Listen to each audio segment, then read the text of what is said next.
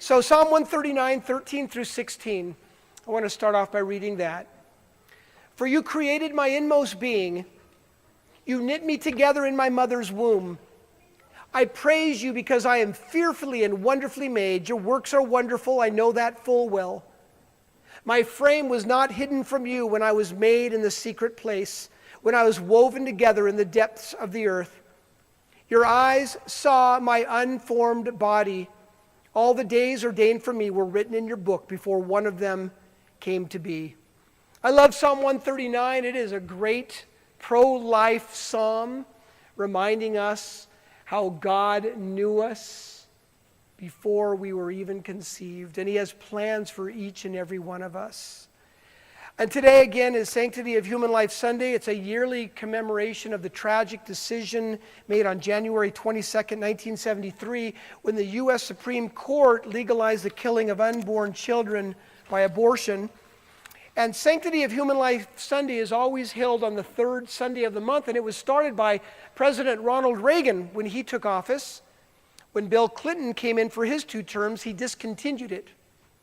But, or H.W. Bush, after Reagan continued it, Clinton discontinued it. And then when George Bush came into office, reinstituted it. And guess what happened when Obama took office? He discontinued it. So our hope is that our president-elect on the first day that he's in will reinstitute it. That is traditional amongst that party. The case that changed abortion law in America was when Norma McCorvey, a.k.a. Jane Roe, sued the state of Texas and won the right to obtain an abortion.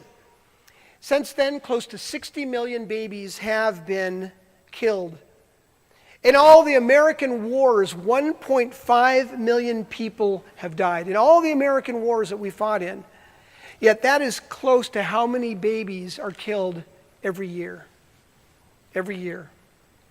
I titled it, Why I Hate Sanctity of Human Life Sunday. And I don't hate Sanctity of Human Life Sunday because I think that it's somehow unbiblical. There's no way. The entire Bible is filled with God's commitment to the fatherless and the widow. He commands us to commit to them too. Isaiah 1:17 says, learn to do right, seek justice. Defend the oppressed. Take up the cause of the fatherless. Plead the case of the widow. And God expresses great anger at the shedding of innocent blood. Proverbs 6 says there are 6 things the Lord hates. No, 7 things he detests. Haughty eyes, a lying tongue, and the third thing is hands that kill the innocent. So yes, God is indeed pro-life. I think we all know that. Genesis 9:6 says, whoever sheds the blood of man, by man shall his blood be shed, for God made man in his own image. And that's the reason. Every time a baby is killed, we're killing someone who is made in the image of God. And that's a big deal. I don't hate Sanctity of Human Life Sunday because I think it's inappropriate. No. Just as every Lord's Day should be Easter, where we proclaim the resurrection of Jesus Christ, and Christmas, we celebrate the announcement of God becoming a man, so we need to constantly affirm the dignity and preciousness of human life. Constantly affirm that because our culture is becoming more and more calloused. Have you noticed? Human life is treated with such disrespect. Here's the reason I hate Sanctity of Human Life Sunday. Here's the reason. I'm reminded that we have to say things to one another that human beings should never have to say. Mothers shouldn't kill their children. Fathers shouldn't abandon their babies.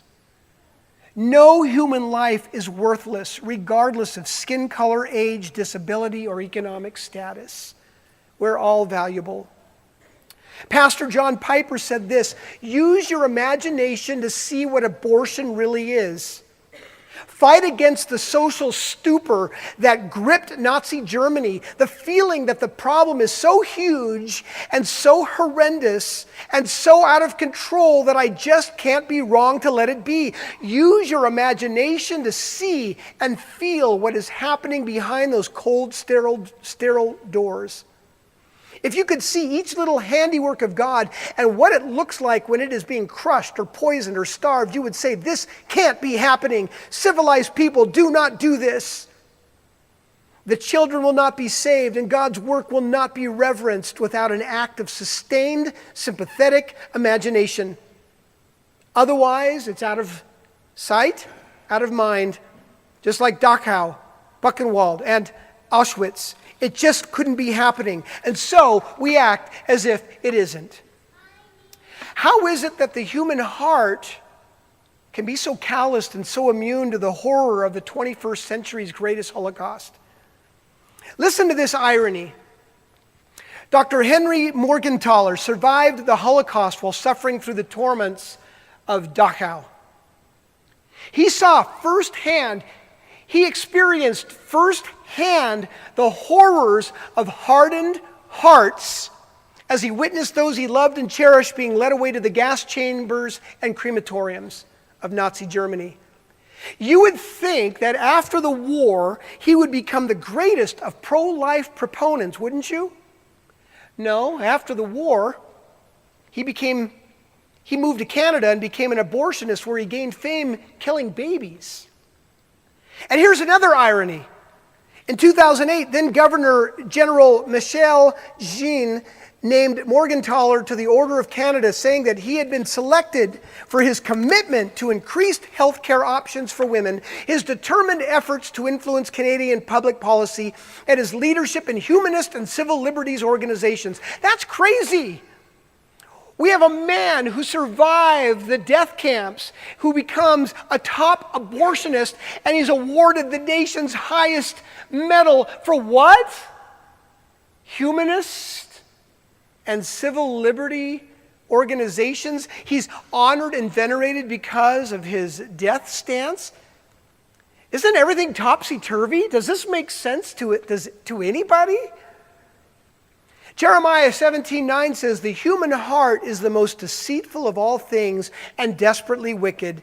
Who really knows how bad it is?" You know who knows how really bad our hearts are? Only the Lord. Only the Lord. How deceitful is the human heart? Even those on the liberal left have stopped pretending that a fetus is not a human life anymore. They used to say it wasn't a human life. It wasn't a human life. No, we're not killing a human being. But this is what Mary Elizabeth Williams, in an article called "So What If Abortion Ends a Life?" wrote. Listen to this. Here's the complicated reality in which we live. All life is not equal. That's a difficult thing for liberals like me to talk about, lest we wind up looking like death panel loving, kill your grandma and your precious baby stormtroopers. Yet a fetus can be a human life without having the same rights as the woman in whose body it resides. She's the boss.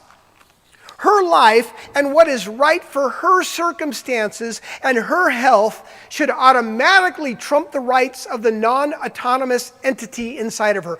Always. You got that? He or she is not a baby, not a human. It, she says, is a non-autonomous entity who has no rights. Yeah, if you relegate a baby to the title of non-autonomous entity, well, that takes all the humanness out of it, doesn't it?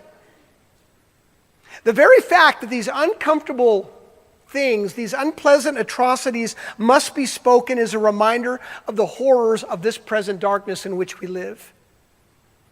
I look out during worship and before all the kids go off to children's church, and I see all the children who are running around and making noise and all the parents who are apologizing for the noise. I don't mind kids making noise. I really don't.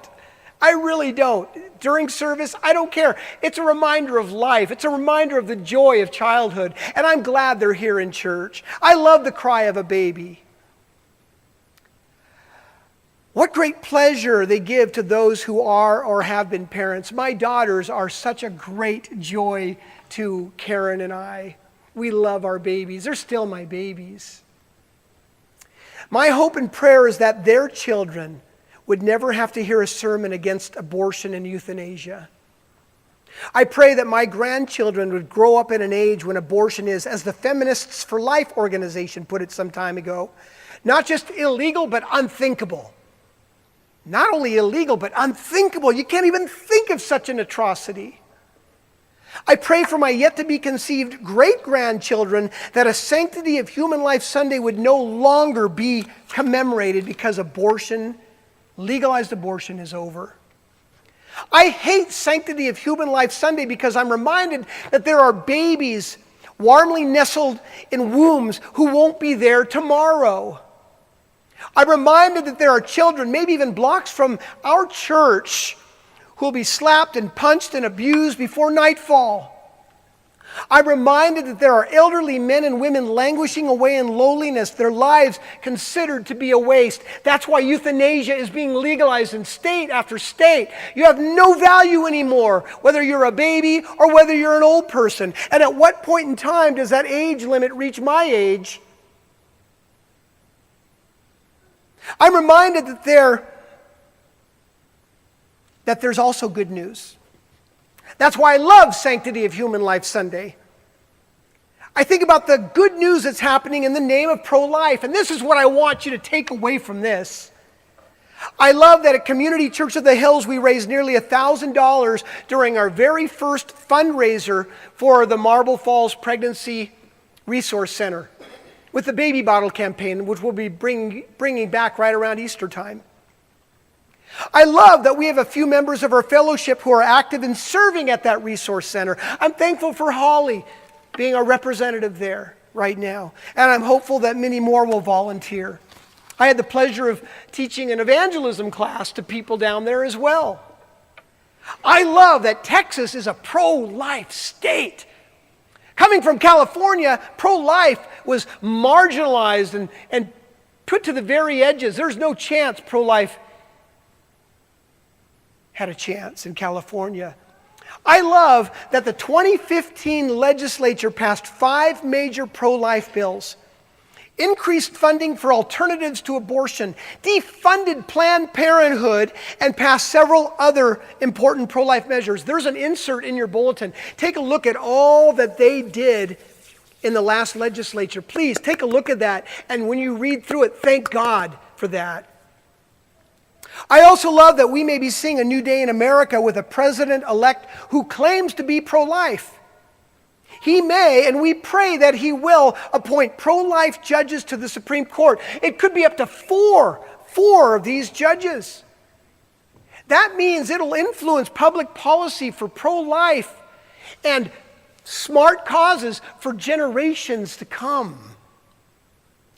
Listen to this. On the first day of confirmation hearings for Jeff Sessions as Attorney General, a senator questioned him on past comments regarding legalized abortion. She asked, "You have referred to Roe v. Wade as one of the worst, colossally erroneous Supreme Court decisions of all time. Is that still your view?" And he says, "It is." Isn't that great? It is.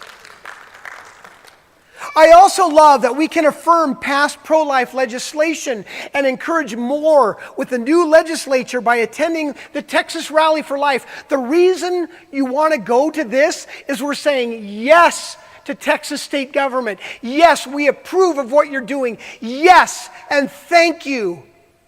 Please consider coming.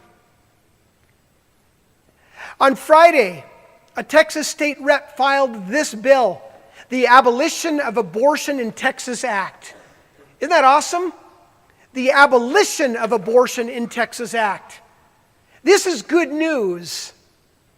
Most of all, I love the fact that men and women who have aborted babies will find their sins forgiven, even this sin, and have their consciences cleansed by Jesus Christ. That is the best news of all. No matter what I've done or you've done or we've done, God forgives. God forgives. He is a gracious and compassionate Savior. I think I pray that nearly every week. Jesus says, "Come to me, all you are weary and burdened, and I will give you rest." He loves us with an everlasting love and will never turn away anyone who earnestly seeks him, no matter what we've done, no matter what we've said. He forgives. He forgives. We'll always remember Christmas We'll always remember Easter, but I hope, please, Lord, someday soon, that Sanctity of Human Life Day will be completely unnecessary. I want to show you this video of a man who's committed to this cause, and I think you'll be encouraged. I was greatly encouraged.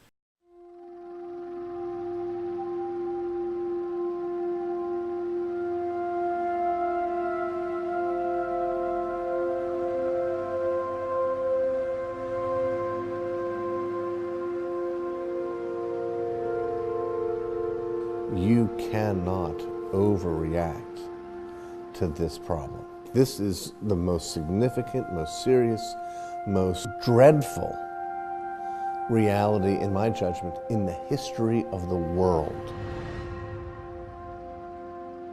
This is my family, my wife Esther, and my son Philip Jr. As a filmmaker, I've seen lots of impactful things in my life, all over the world. But when a friend of mine first shared with me about John and his work done in Orlando, I found it almost hard to believe. What I'm about to tell you is a true story. It's both horrible and incredible. You see, for the last 3 years, John Barrows has stood outside this small, unassuming building, also known as Orlando Women's Center.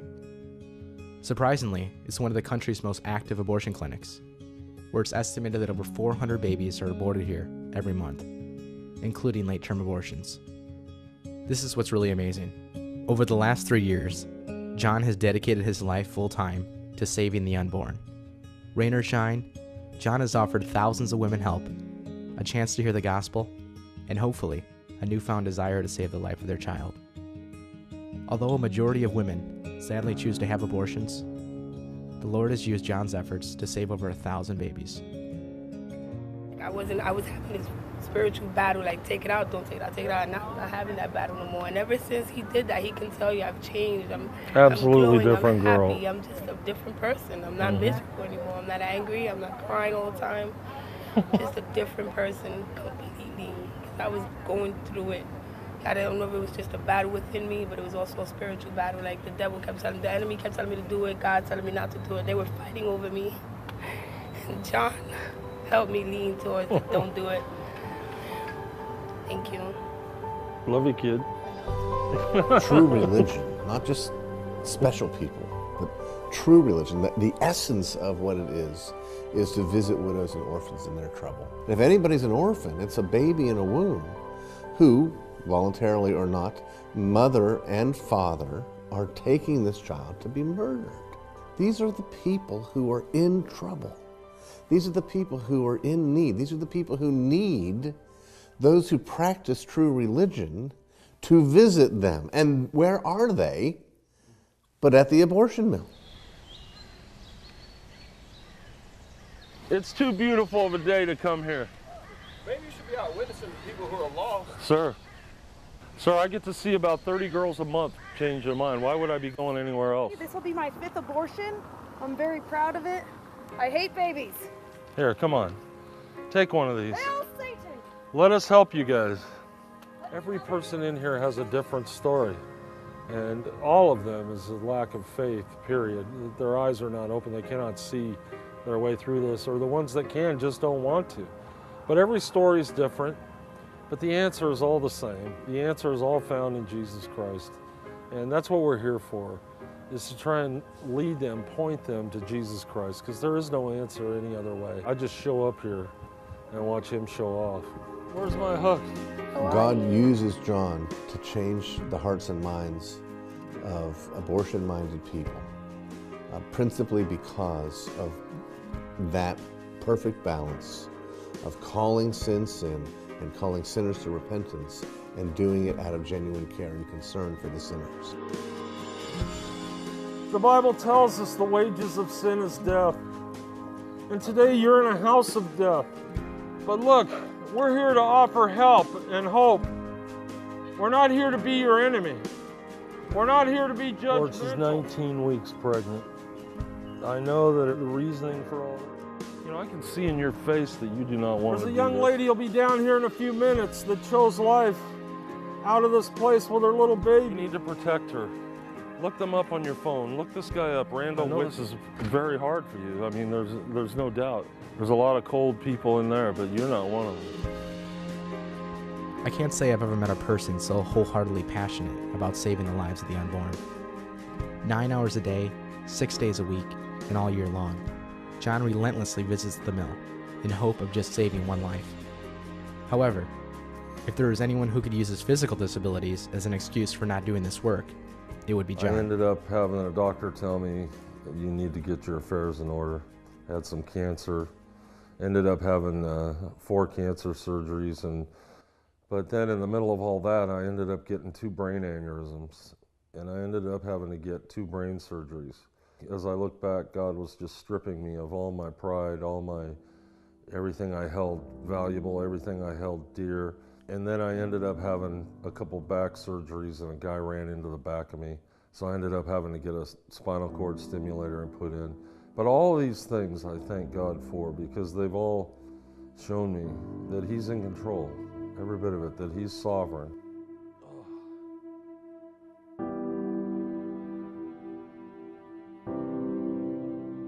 So I went and sat on the end of that wall 3 years ago, and I asked God, if you really want me to sit here, if you really want me to call out to these people full time, please take care of my family. And through literal miraculous things at times, He has taken care of us. Morning, ladies. Can I give you one of these before you go in there? Father, I don't know her situation, but I know you are the King of situations. And that baby, if it could talk today, it would say, come on, Mom, we can do this. God has sent people down to help us. God has sent people down that have helped hundreds of other people. And they want to help us, Mom. I left Orlando feeling a newfound sense of conviction on protecting the lives of the unborn. Witnessing the death of so many babies during just our short stay was an emotion difficult to describe. As for John, I was deeply inspired by him and his work, but equally saddened by the small number of others across the country who are unwilling to take a stand in this incredibly important issue, and as John says, to be a voice for the voiceless. Now, I've felt a call in my life to do this full time, but I believe the church, any member in the church, there's something they can do, and everybody needs to be a part of this problem. I don't think anyone could argue that the church is adequately addressing the issue of abortion. We don't encourage this. We don't send people out there. We don't have pastors out there. We don't look for men who have the liberty, retired men who have the time to go and be faithful and diligent. I think that the problem in the church is not that we've tried and we've failed, but that we've failed to try. My name is John, and I come down here every day. And I come down here because Jesus has called me to be here. This is real. The Christian faith is about rescuing people who are on their way to death. We're not talking about saving buildings. We're not talking about saving money. We're talking about saving immortal souls. Does he inspire you? 9 hours a day, 6 days a week. I'm going to have some posters made up that'll be here in the next couple of weeks. And they just say simply with baby on the front that says every life is precious. It's a very nice thing. When I go down to Costco every 2 or 3 weeks, I'm reminded on right off of Highway 290, there's a Planned Parenthood right there. I see it all the time, and I see people out there, and I go, I haven't done that in a long time. Just to hold aside reminding people that life is precious. Don't have to be loud or obnoxious, but just to doing something, just to do something. It's the least we can do. And for some of us, it's the most we can do, but we need to do something. It's easy where we live to block everything else out because we are somewhat insulated and isolated here in Johnson City from the real world issues in many ways. But we still have a